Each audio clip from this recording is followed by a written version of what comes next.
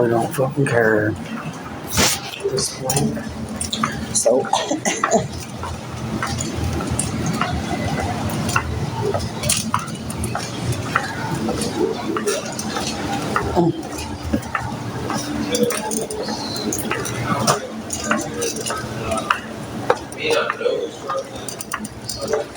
Struggling, depression, guilt, anxieties are both two kind of one. Mental illness is just the one thing that we understand. There is treatment, there is care, there is approaches, but if you don't become aware of it, I think we are talking about this. If you can't see it, then it may have been suppressed, or you pushed it away, you've gotten used to that. I mean, we meet people all the time that are angry, but they don't know that. They're walking around angry. Blood pressure is not what they want to see. More than repressive, when you talk about repressive, it's usually like, well, I'll go work 50 hours a week so I don't have to be long and deal with the stress of life. So that they overcompensate. Mental illness doesn't have to be. And I'm seeing that kind of change. And I mean, again, probably not the best way to say it, but since COVID, right, we've seen a big change in initiative that people are actually struggling. They've been struggling for years. And because we accept mental health as what it is, people are okay getting treatment. And we have to be okay with that idea that maybe we are needed to be vulnerable. Because if you're vulnerable, you can allow help.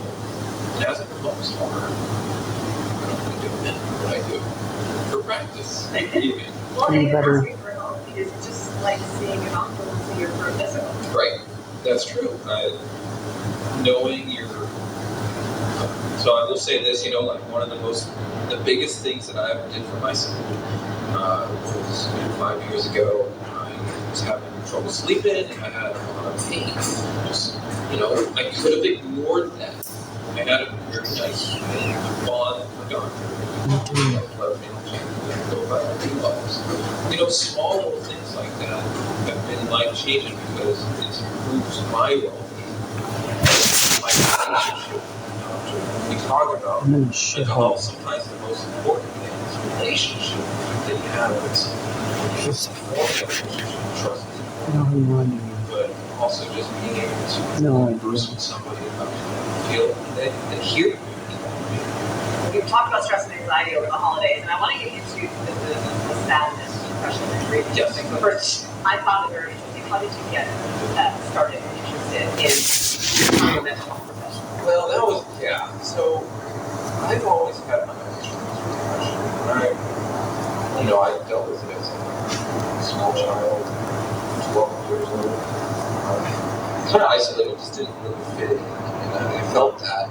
And then I got into doing, I was saying earlier, I was dabbling in fixing things. I was always trying to build stuff. Things apart to really put it back together. But then as I kind of found myself in high school, I started thinking about how does all this work? Because I ran a lot in high school, I was track, and I'd run and I'd be like, why do I feel better? Why do I feel better now than I didn't feel better before? It got me really interested in what these people were. And I started studying, there has to be a reason for me to feel better. And so it was natural for me to go into psychology, it was natural for me to go into social work, and then just kind of learn anything I could after that. And anything I learned, I always had this back in my head. How does this apply to me? How does this work? So that I can take it apart. Now, I don't think I'm even nervous. But I do think I can learn about it and know how this works and feel more confident and aware of how change can happen. I don't think it was a problem, but I think there is resolution where you can find peace with that. And I think you'll be able to knowledge and understanding. So as you explain the knowledge and understanding of anxiety and stress, I can understand how that then could be we feel we are not meeting expectations that we placed on ourselves or that we feel like others have placed on us, we can get upset and stuff. Feel like we're not pleasing anyone. That is very true. Yeah, depression is very scary. And I think depression's very scary because when somebody is overly depressed, they may not ask for help. And when I kind of think of depression, stress, the body, tiredness, fatigue, not feeling satisfied, Sure. feeling not I wish. just not being able to feel well about yourself.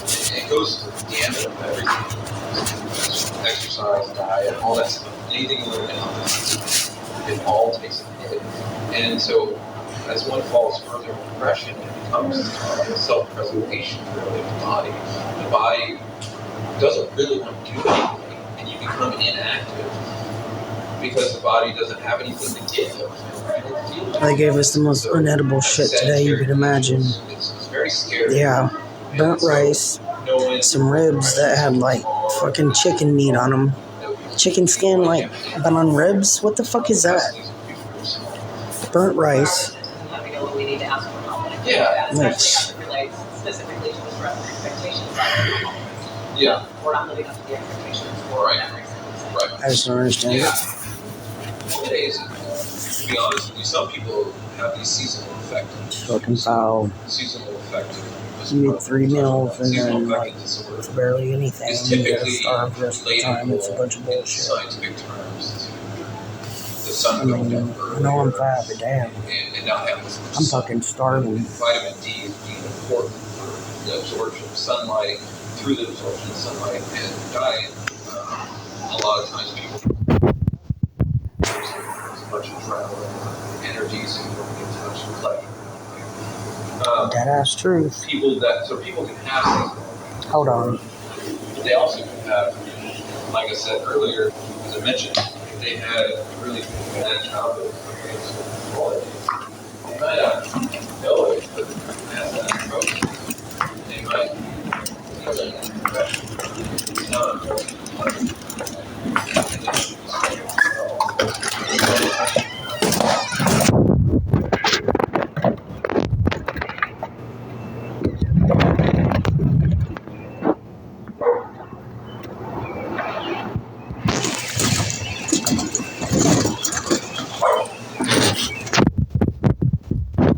Yeah, it's foul. Can't really talk out loud because I might get kicked out. This place is fucking gross. Not the Karen again. Excuse yourself out because you're not welcome.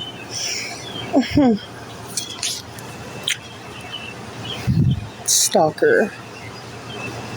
Bye.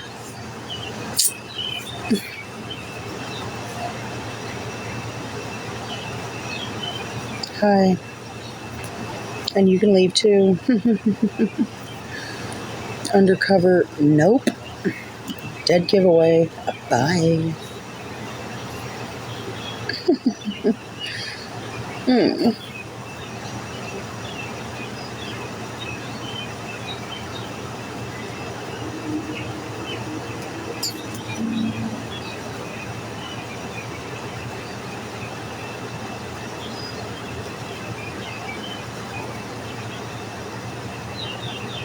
Because they're haters. Stalking ass motherfuckers. That's all they do. They haven't walked a mile in my motherfucking shoes, so who are they to say?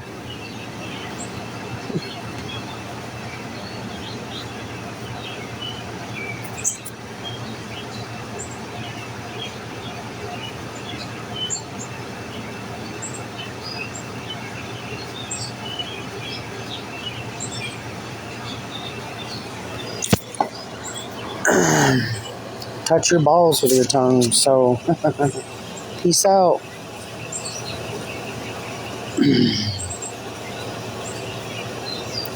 Fuck boy.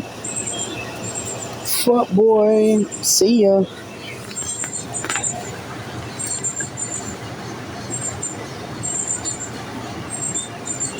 They don't give a shit.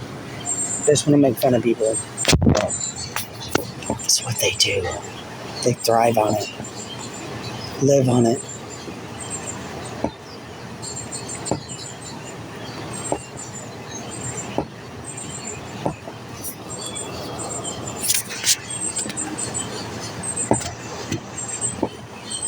Oh, and I'm sure you know, fake fuck. Oh, look at her. Fake ass profile, fake ass person. Get the fuck out of here. You ain't even welcome. I don't give a fuck. I don't give a fuck if I get banned either. I'm not about to be bullied.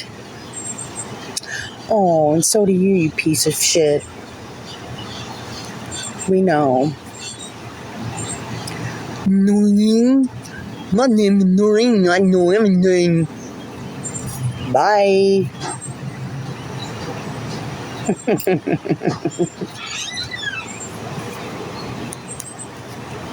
right, bro.